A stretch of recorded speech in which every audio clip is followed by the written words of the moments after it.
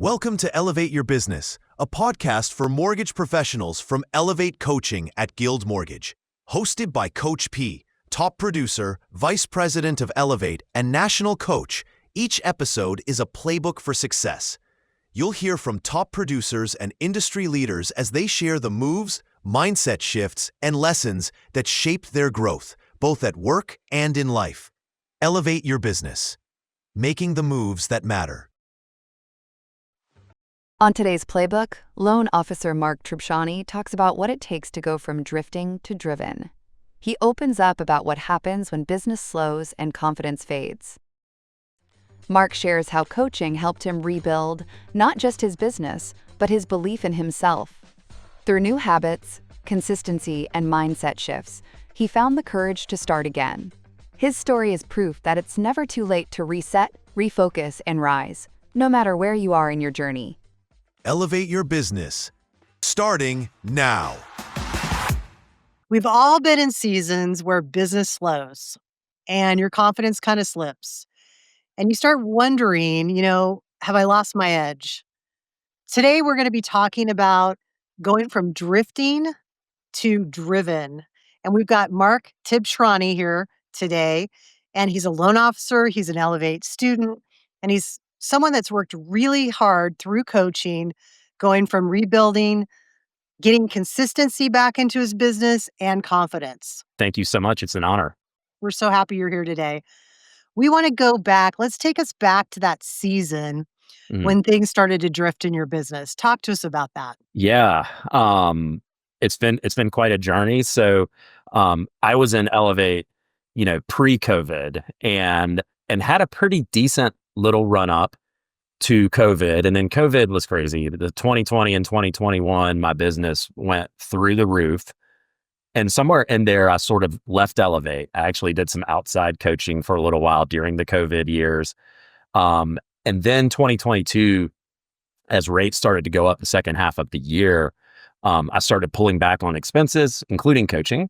And that's really, I didn't know it immediately, but that's sort of when I started drifting. So kind of the second half of 2022, as things were slowing down, I fell out of a lot of disciplines, which the COVID years took me out of them too. So by the end of 2022, I felt like I needed to get back into coaching, but I still kind of froze. Like I can vividly remember thinking about it and thinking about doing the application, and I didn't do it. And then I got to Leadership Summit, and that was sort of when the light really came on. So I met Jason Jacobs by way of my cohort, Hayward Cathcart, and we sat down, three of us, and had a beer. And it was basically just me listening to them talk about their group. Hayward had coached JJ and a handful of other LOs, and they were just talking about the vibe of the group and the chemistry and JJ taking off. And I really was intrigued by that. So I emailed Jessica Ritchie from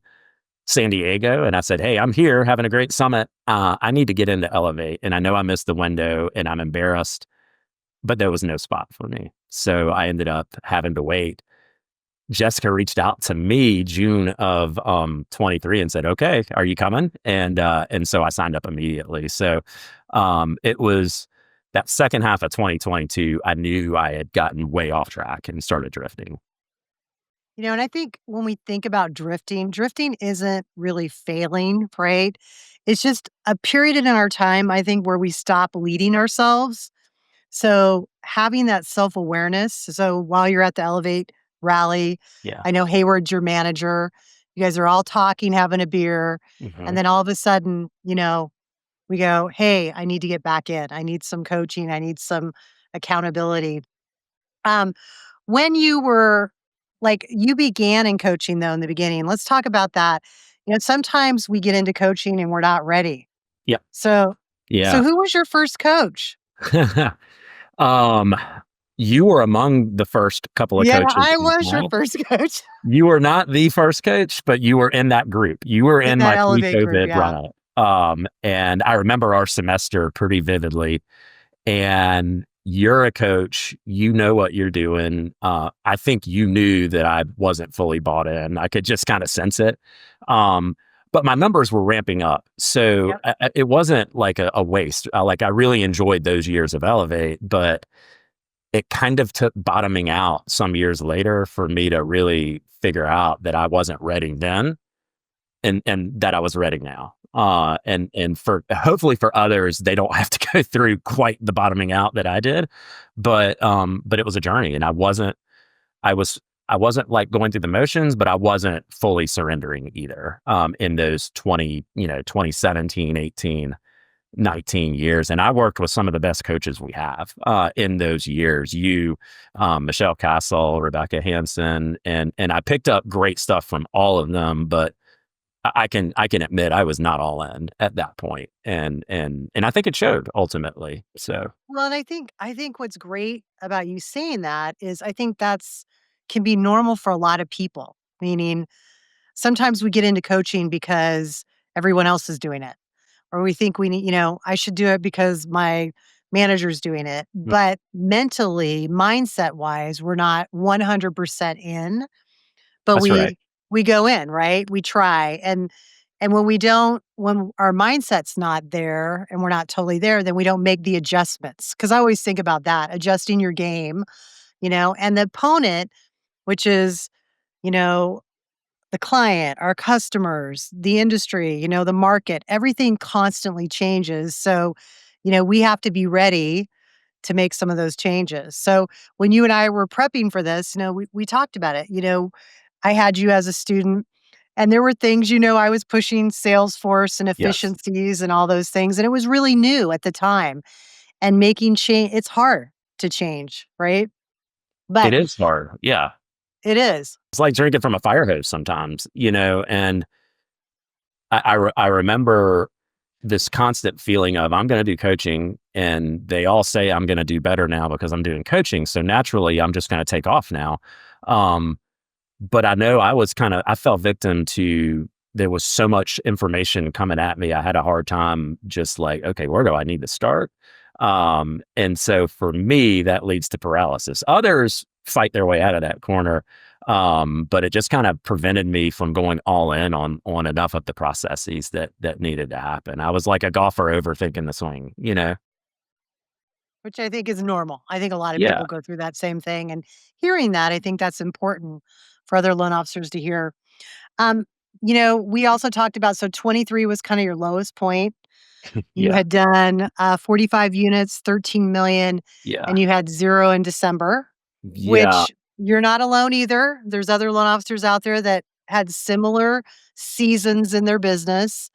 Um, what were you feeling right at that time? Oh man. So I was back in Elevate and had not bottomed out yet. That's the looking back on it, that's kind of the funny part of this. Not funny, but kind of the ironic thing is I fought my way back into Elevate, got a great group with JJ as the coach. And for the first time, I really felt like I was absorbing the material the right way. Um, but in retrospect, I wasn't doing the stuff. Like I was learning the stuff and I was writing great homework and kind of thinking, all right, this is what needs to happen, but I wasn't really doing it. Like I implemented a weekly text to agents and I implemented like a regular market update social media video every single week. I was sort of thinking I'm going to build some credibility, but those were really the only changes I made that semester. And that wasn't enough to move the needle. And the market was bad. Um, so I bottomed out in December when I hung a 0. And that put the cap on a 45 unit, $13 million year. In April of 2020, I did more than that, if that tells you anything. So it was a low point, and I was miserable over the holidays. You can ask my family. And those were the hardest moments. And I would say even with 2009, like comparing it to that, this was the worst thing I'd ever gone through in my business. And so I remember having a chat with JJ in those couple of weeks between semesters, and we lobbied to keep that group together, which is probably the best thing that ever happened to me. Because when we came back after the new year, I said, okay, it's now or never. We're going to implement some things and get uncomfortable, which really started with borrower consultations. But that bottoming out was was the catapult. And thankfully I was able to have enough intestinal fortitude to fight out of that corner, instead of just retreating. And so that's really when things started to happen, probably January of 24. Right. So a lot of times we have to have a breakdown, right, before we can have a breakthrough. Yeah. And having that conversation when we say things out loud about what's really going on, for me in my life, that's when change begins, Mhm. right? Because now you're aware of it and you can't run away from it, That's right? right. And you've said it out loud to your coach. So you talk to Jason, you guys lobby, you get your group, so you Yeah. get another semester with the great Jason Jacobs. What happens next? So JJ had talked all fall about borrower consultations, and that when the light for him came on, when he got coached to do that, that like all the best producers meet with the borrower, meet with every borrower. And of course, the natural response to that is, how in the world are you going to have time to do that? Yeah, I can do it when I'm closing 4 units a month. But how do you do it when your business takes off? And he's like, forget all that. You just have to do it. And he talked about how he did it and how he worked it into his schedule. And so I've just decided, what do I have to lose? Number one, I don't have that many clients right now, so I have time. Mhm. And number two, what do I have to lose? He's saying it works, and I've heard other coaches say they do it, so let's try it. And that's exactly what I did. I tried it and was very weak in how I delivered it to clients. And so as a result, I was at best getting half of them to even do the meeting with me. And when I did the meeting, I would just kind of throw up numbers and details to them, and there wasn't much to it. And so I was still losing some of them out the back door, like to Mhm. shopping and that kind of thing. And so I wasn't feeling it. And I reported that back in the group, and JJ coached me right through it. He asked me how I set it up, and I walked him through like a role play of how I do it. And basically I was just giving the borrower the option, like, hey, we can talk about all the details either as a Zoom meeting or a phone call. And he was like, stop. You need to just make this part of your process and explain it that way, that the next step is we're going to meet. And as soon as I did that, borrowers started meeting, like over 95% of them would meet with me. And then I just had to get good at it. And that took a few months. So it was one of those things where I was doing it and doing it consistently, but not really seeing any results out of it. And I just made myself believe that it will come, which is hard to do. Like when you're not performing the way you want to perform and you're doing these things and it's not moving the needle, you have a tendency, at least I do, to say, well, the heck with that. But I kept doing it. And I kept doing the other things, the social media videos, the realtor texts. And JJ also coached us to kind of map out what the ideal realtor appointment was. And like that was a homework assignment. And so I started getting realtors back to the coffee shop, which I had not done much of since the COVID years. And I started controlling those conversations, which I'd never done before. I buddy sold and would have great meetings and never get anything out of it. And so it was just all these three or four things that I was doing consistently, and JJ just kept motivating us as in the group to keep pushing, and it started clicking. By about midway through last year, my numbers started to go up, and that's when I'm like, okay, this works, like this is worth it, and if I can do this, a lot of other people can do it too, and so I closed out the year on a pretty good note, and thankfully things really took off this year. So, what it sounds like to me, like we coach about around this all the time, consistency compounds confidence, right? Yeah, And so, when he first asked you to do that, to meet with your clients, to build that relationship, right? yeah. So that they wouldn't shop you, why do you think you gave him an option? Fear. It was a combination of me being nervous and uncomfortable with it, of me wondering, like, do I even know how to do this consultation? Do I really want them to say yes to do it? So clearly it came across in my presentation that I was wishy-washy, and because I was nervous and it was new, and thankfully the light came on once I perfected sort of how I do those consultations. That was it was eye-opening. Like, this is, number one, it's the right thing for the client. This is a big deal. And we forget that, I mean, we do transactions all day, but this is a big deal when somebody's buying a house. They deserve that hour with you, in my opinion. But it took me doing it to realize that. I mean, 18 years of doing it one way, and now I'm trying to, in 6 months, learn this whole new thing. But once I got good at it, that confidence, like you said, from the consistency, it builds confidence. And then word starts trickling back to the agents that clients like this thing, that I'm teaching them how to do it.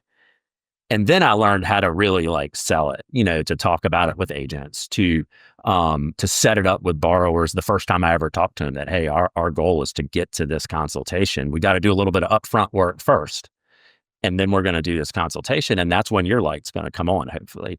And all the stuff JJ talks about is true. Like, people write faster, they win sooner, and you tie that knot to the client and back to the agent, and it's really powerful. You just have to kind of fight through those bumps and sounding silly for a little while until you figure out how to do it. I love that. I Yeah. think anytime we have to make a change and we're not used to doing something and we're uncomfortable, that's where fear comes in, and that's where we have to talk our way. We've got to believe. I think by seeing other people do it kind of helps say, okay, you know what? If this is working for Jason, why can't it work for me? And I think we have to work through our mindset, the fight, you know, Yeah, that we're fighting ourselves from doing it and just do it. Like, what's the worst thing that can happen? Right. that's right. And That's and right. we learn through it, right? Because no one's perfect. So I think the preparation, I think you and I talked about that too. Part of what can relieve stress, fear is preparation. So talk to us a little bit about how do you prepare for your consultations today? So that's a great question.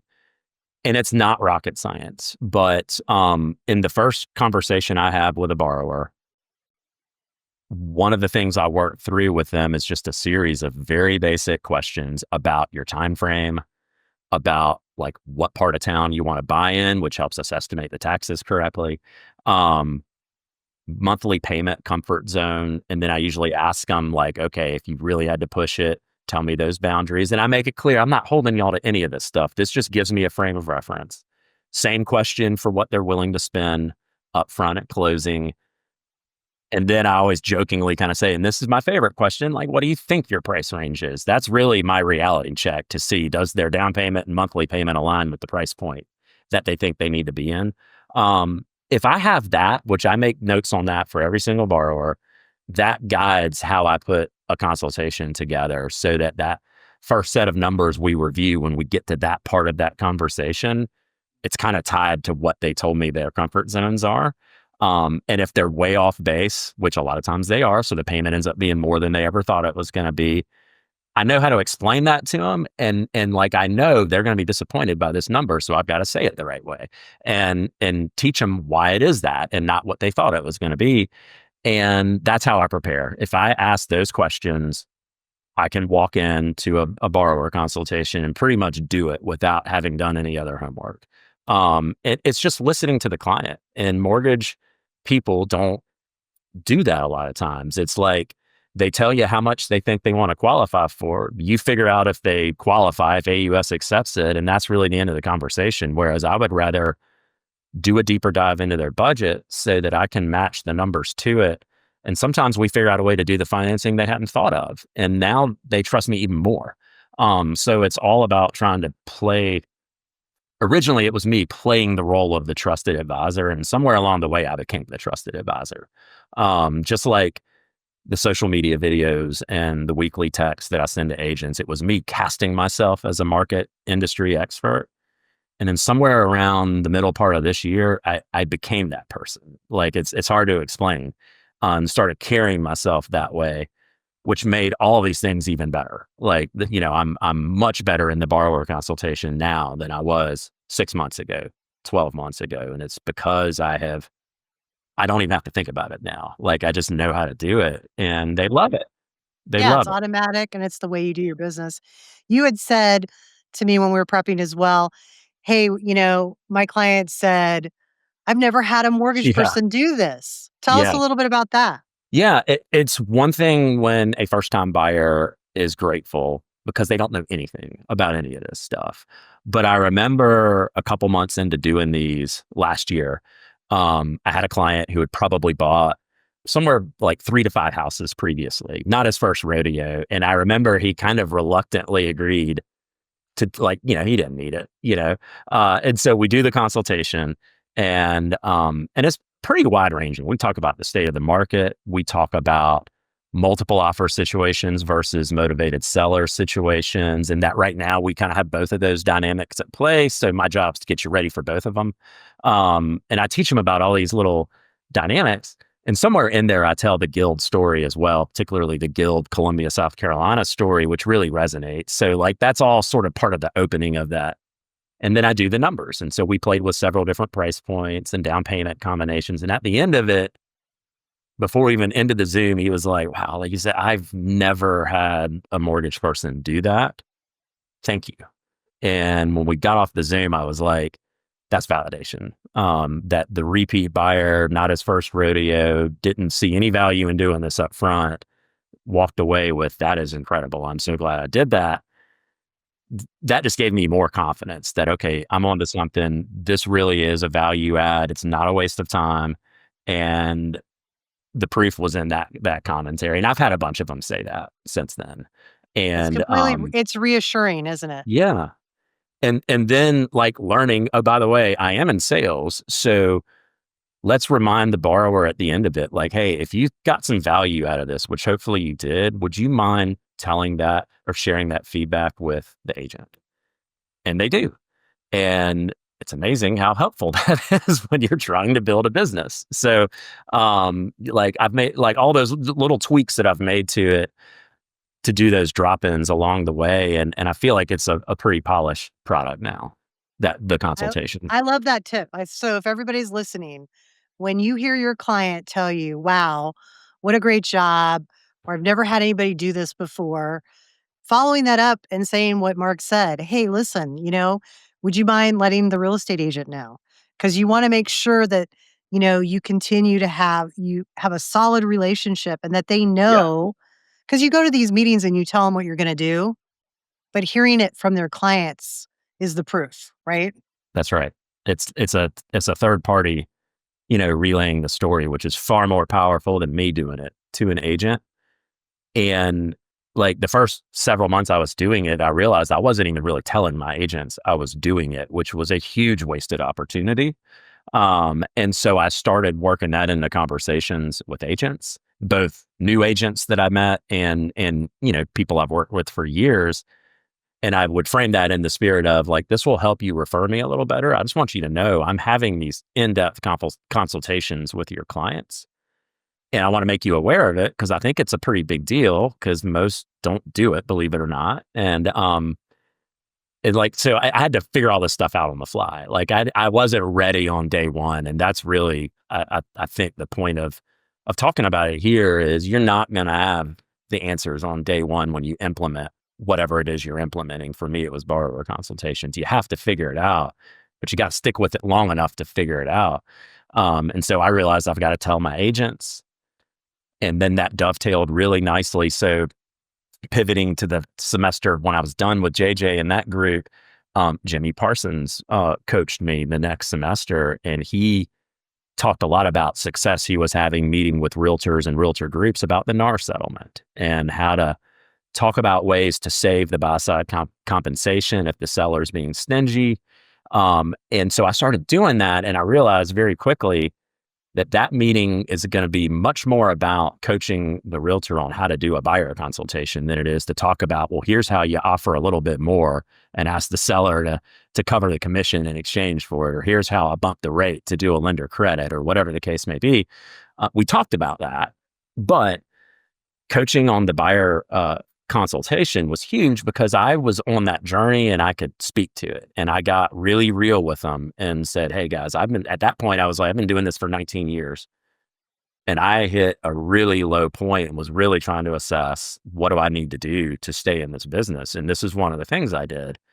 And I think you can take that journey too. You're really nervous to talk about buy side agency and compensation up front. But if you do it the right way and present yourself as the trusted advisor, you're going to look back on this NAR settlement as the best thing that ever happened. I believe that. And I could get anybody to have coffee with me last July and August to talk about that. And so it was just learning how to do these things that make a difference and then how to sell them and create more opportunities for yourself. And it was a fun journey to piece all that together. The business still wasn't really coming. I was picking up a little bit until the very end of last year. Things started to really click, but I was convinced that I was really laying a foundation, or at least I was convincing myself that, I needed the numbers to prove it. And finally they did. Yeah, and you were talking about, I don't wanna feel like I have to start over all the time. So I think the key word that you just said was foundation. Laying that foundation with consistent activities, leveraging relevant information. I mean, that is the key. Whatever's going on in the market, if you can leverage that information in and educate your, realtor partners or your clients about what's going on and also what's going on right here in my marketplace, right? So the other thing we talked about a little bit too was, even though you're being coached, you've made some changes in your business, there are still some times when it seems a little bit quiet. You know what I mean? We were like, okay, Yeah. 2 steps forward, 1 step back. Yeah. So what are you doing differently mindset-wise when it feels quiet? Because we all go through that. That's Like a we're, great it's busy, question. busy, busy. Then all of a sudden, wait a minute, the phone's not ringing or the contracts aren't coming in. Yeah. So what are you doing differently? Good question. So yeah, I have had plenty of those moments on this journey. Sometimes you hear people tell their story and it sounds like the whole thing was just amazing, right? That it was this wonderful ride. It's not like that. I've had plenty of valleys where things have slowed down, and this year I've really I've made a concerted effort to do everything I can not to let myself fall back to the comfort level of middle of the pack, which has sort of been my MO for now 20 years. I'm about to hit 20 years on Halloween in the business. Um, Flashes of good things and then falling back and just not consistently putting it together. And this year, without question, is the best year of me consistently putting it together. And I think I'm just trusting it. I'm trusting the systems. And when things are quiet, I'm still doing realtor texts and I'm still doing weekly social media videos and I'm still, you know, reaching out and trying to get agents to the coffee shop and trying to parlay listing agents and that kind of thing. But it's hard when it gets quiet because you're like, for me at least, because I've had a history of falling back 2 steps forward or 1 step forward, 2 back. It's that little voice of, see, you weren't ready. You weren't, you're not, you're not good enough or whatever it is. I've really tried to silence that this year. And every time I've had those moments, things have turned around pretty quickly. But it's mid-October right now. I am in probably the worst one of those right now. And so I feel like I'm getting the hardest test yet right here in month number 10 of the year. And it's hard. I mean, I have been very frustrated this month, but I'm trying to do the things. And the other day I went on the Elevate, resource page in SharePoint and listened to Jimmy's effective conversations piece from the Elevate rally in Chicago this June. And it's not that hard, right? I just have to do that. And so I parlayed Tuesday updates this week into great conversations where I asked agents to give me names of other agents and ask them to reach out to them on my behalf that I would be calling them, and ask borrowers for referral, little things I wouldn't normally do on a Tuesday update.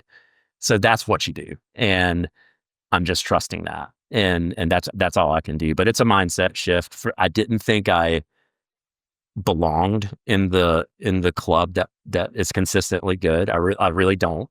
For a long time, I just don't think I believed I could do that.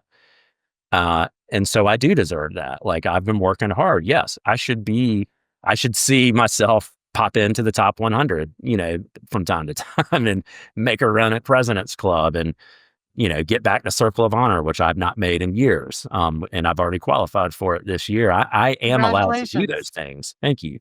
Um, but by no means have I arrived. Like, I know that too. And that's what kind of keeps me motivated. Like, it's, as my colleague in town, David Hyatt, likes to say, it's tall grass around here. Like, if you're going to do well in this company and get a little bit of name recognition, you've got to do well.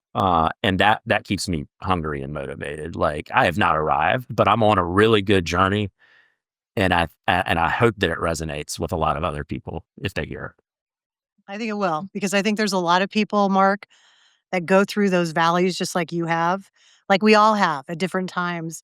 And when we get into that lull, I think if we focus on our actions, right? We focus on the activity and not the results.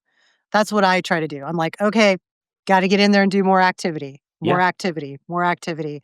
And you get that one call where you're like, oh, yeah, Paul, I got a lead for you. And then it gets you back, right? that's right. Back into that Yeah. positive mindset. I can't make a lead come. As much as I know, like Matt McGillivray, I'm sorry, I can't make a lead come in, but I can do the stuff. Like, that's what. So when you hear everybody say, just work on what you can control, that's what they're talking about. Like, make the phone calls, do the videos, whatever it is. Just keep doing it. Keep doing it. That's what I can control and measure, and the leads will come back. And leads have been good this month. They just, not many of them have applied. It's just been kind of a weird month that way. So it will turn back around, and that, I think that's the difference between me now versus 2 years ago. Is I would have really been skeptical that it's going to turn around 2 years ago, and it would paralyze me. And now I'm keeping my head down. I'm just going to keep grinding, and it should take care of itself. Absolutely. Yeah, So, last question. If someone's listening right now, Mark, and they're drifting, what would you tell them to do right now, today? that's a good question. I think you have to ask yourself, are you ready to make some changes? And that's important. You have to be honest with yourself. Because if you aren't, then signing up for coaching might be a waste of money, honestly. But if you're truly ready to make some changes, then you have to try to make yourself believe you're good enough to do it, first of all, which takes doing stuff for a while. So you just have to get started. And for me, I talked earlier, like, about, for the longest time, it was like drinking from a fire hose. JJ made it pretty simple. Like, I picked just a couple of things and did those things. And I know, like, Hayward and Liddell did that call the other day about the tent pole thing. And that's really what that's about. Like, yes, we have all kinds of things we work on in an Elevate semester, but if you're trying to jumpstart something and really implement something big, stay after it. And it might take more than a semester to do it. That's just the way it works. And so that's my advice: is ask yourself if you're ready, and then figure out those, just a couple of things, and do it, and do it consistently and relentlessly, and listen to others, ask for feedback, and make adjustments accordingly.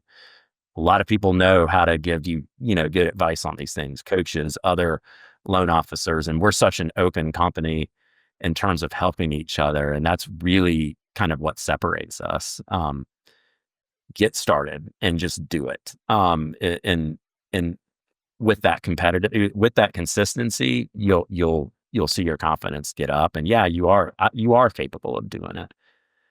There was a low point in my semester with Jimmy, where we were doing off week, like, one-to-ones with the coach. And as it turns out, all of us in the group, I think, cried to Jimmy on that call about one thing or another. And it was kind of like it turned into a therapy session, one-on-one for each of us with Jimmy. And I remember talking at the time about struggles I have with a teenage son with autism and a few other things going on. And that historically, when we hit a little rough patch at home, I really have a hard time focusing on business with that going on at the same time. And that I was really trying to figure out, like, when I step in the door here at the office, that somehow I'm able to focus on business with that going on in the background. And Jimmy shared, you know, a situation in his personal life from some years ago that was basically like, hey man, I've been there and I know the way out, and that he would share that with me. That's Elevate. Like that's uh, a piece of culture that is really hard to describe. But he shared it with me and he said, I want you to picture a day when you are consistently doing the business you want to be doing, and you can look back at your personal situation and you can be a voice to others and say, hey, if you have this kind of thing going on, I've been there, I can do it. And if I can do it, you can do it. And that conversation was over a year ago. He may not even remember we had that conversation, but it has stuck with me ever since. Anybody can do this journey. If I can do it 18 years into it, like that's a long time. And it's hard to teach an old dog new tricks, but that's my advice, is to get started and ask yourself if you're ready. Like, I rambled a little bit there, but that's my advice. You know what, Mark? Thank you. Thank you for being vulnerable and really talking about your story. And this is what it's all about. It's like, it's never too late, right? Doesn't matter if you've been in the business 20 years. And, just like what you said, it's hard to make changes. But sometimes when we get to the bottom, we have to make a choice, Yeah. right? And you decided that you needed to have people around you. You got into coaching. You started out a little bit not ready, but then you continued to go, and then you got ready, found the right coaches. And I agree, coaching's not always going to be just about elevating your business, right? Right. It's about elevating your life and your relationships, just like the story you just told. It's all of that. And it's like joining a student organization on a big college campus. It makes a big thing feel small. And so like when I talk about Elevate to non-Guilders, whether it be family or just people, friends, that do other things for a living, and I talk about like, I walk into Leadership Summit in San Diego or Dallas or wherever it is, and there's 1,000 loan officers there. And I feel like I know a huge majority of them, and that I'm like friends with them, even though they're 3,000, a lot of them are 3,000 miles away. They're like, that is really cool. Like it's really almost an unheard of culture, which I don't think it's just something we say. Like it's an amazing thing. And when I was away from it, I didn't realize till I got back how unplugged from the company I had gotten for a little while there. And it's great to be back. Absolutely. Well, we're glad you're back. Thank you so much for taking time today to Yeah. be on our podcast. And I look forward to continuing to watch you grow Thank in the you. company. Thank you again for having me. I'm so grateful. And thanks for everything, Coach P and Jessica Ritchie and everybody else that makes Elevate what it is. Thank you so much. Thanks for listening to Elevate Your Business, a podcast from Elevate, the internal coaching program at Go Mortgage. Glad you could be here for today's playbook. If you want to check us out, head over to gilmortgage.com and click About Us to find Elevate Coaching. Have a question or want to keep the play going? Visit us and send a DM on Instagram at Elevate Mortgage Coaching, or leave a comment for us on YouTube. We're posting extra content, behind the scenes action, and everything you need to stay in the mortgage game. On Elevate Your Business, we share real stories and strategies from top producers to help you move forward. So ask yourself, what are you waiting for? It's time to elevate.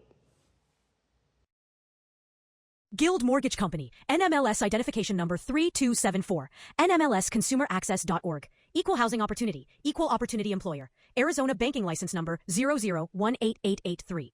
Licensed by the Department of Financial Protection and Innovation under the California Residential Mortgage Lending Act. Massachusetts Mortgage Lender and Broker License number MC3274. Licensed by the Mississippi Department of Banking and Consumer Finance. Licensed by the New Jersey Department of Banking and Insurance. Nevada Mortgage Company number 1141. Oregon Mortgage Lending number NL176. Rhode Island licensed lender and third-party loan servicer. Guild Mortgage Company, 5887 Copley Drive, San Diego, California, 92111. For licensing, visit guildmortgage.com/licensing. All loans subject to underwriter approval. Terms and conditions apply. Subject to change without notice. Elevate is an internal Guild Mortgage Company coaching program and not a separate entity. Podcast content is provided for informational purposes and based on publicly available materials or tactics used in the industry. The views, strategies, or opinions discussed do not necessarily represent those of Guild Mortgage Company or its affiliates. Intended for mortgage industry professionals only. Paula Nirschl, NMLS number 383396. Mark Tibshrany, NMLS number 474306. Thank you for joining us on Elevate Your Business, a podcast for mortgage professionals brought to you by Elevate, the internal coaching program at Guild Mortgage.